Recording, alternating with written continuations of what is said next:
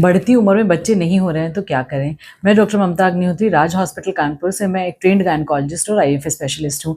आजकल हम लोग ये बहुत ज़्यादा कॉमनली देख रहे हैं कि लोग देर से शादियाँ हो रही हैं, लोगों की उम्र ज़्यादा हो जाती है और फिर उसके बाद उनके अंडे कम होने लगते हैं, जिसकी वजह से उनमें बच्चे होने की प्रॉब्लम ज़्यादा बढ़ती जा रही है। जैसे जैसे इनफर्टिलिटी की प्रॉब्लम बढ़ती जा रही है, हम लोग के पास अपने अंडे से ही बच्चे पैदा कर लें, इस चीज़ की चाहत में लोग ज़्यादा से ज़्यादा आने लगे हैं। तो हम लोग ये बताना चाहते हैं कि जैसे हर औरत में एक बायोलॉजिकल क्लॉक होती है जो कि समय के साथ चलती है। जैसे कि जब लड़की पैदा होती है, उसके बाद फिर उसको मीनारकी होती है, मतलब महीना आना शुरू होता है। तो जो महीना आने की उम्र है, पहले वो जैसे 14-15 साल पे महीना आया करता था।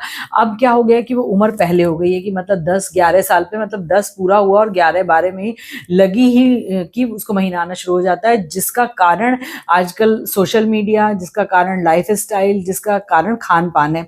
तो अब एक तो कम उम्र पे ही अंडा बनने की प्रक्रिया और महीना आने की प्रक्रिया शुरू हो जा रही है, और शादी देर से हो रही है क्योंकि लड़कियां भी पढ़ाई लिखाई करना चाहती हैं, वो भी जॉब करना चाहती हैं, वो भी इंडिपेंडेंट होना चाहती हैं। तो ये जो सबसे अच्छा फर्टिलिटी पीरियड होता था वो 15 से 30 साल के बीच होता है।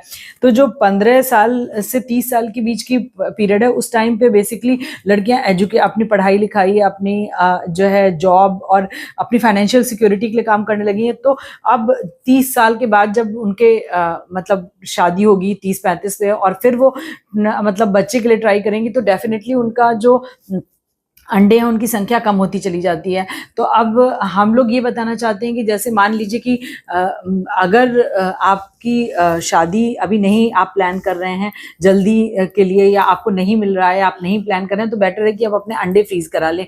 एग फ्रीजिंग, जिस तरह से एम्ब्रियो फ्रीज किया जाता है, वैसे ही एग फ्रीजिंग भी एक टेक्निक है जिससे कि हम लोग अंडों को फ्रीज कर सकते हैं। फिर जब आप की शादी होगी तब जो मतलब हस्बैंड के स्पर्म से मिला के बच्चे का बीज तैयार कर सकते हैं। दूसरी बात यह है कि लाइफ स्टाइल को अच्छे रखना जरूरी है, कि जिससे और टाइम से प्लान करना जरूरी है, क्योंकि कई बार लोगों की शादी हो जाती है लेकिन फिर भी वो लोग जल्दी प्रेगनेंसी प्लान नहीं करते हैं। तो हम लोग को ये भी बात इंपॉर्टेंट है कि रिप्रोडक्टिव एज ग्रुप में हम लोग टाइम से, अगर शादी हो गई है तो टाइम से प्लान करें कि प्रेगनेंसी हो जाए।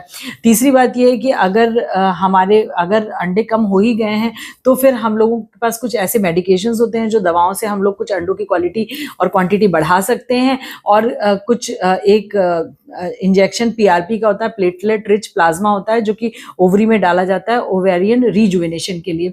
इसके अलावा अगर ये सारे प्रयास भी नहीं सफल हो पाते हैं और अच्छा अंडा नहीं बन पाता है जिनसे कि प्रेगनेंसी हो सके, तो फिर अंडे उधार के लेने पड़ते हैं, जिसको oocyte डोनेशन कहते हैं। तो ये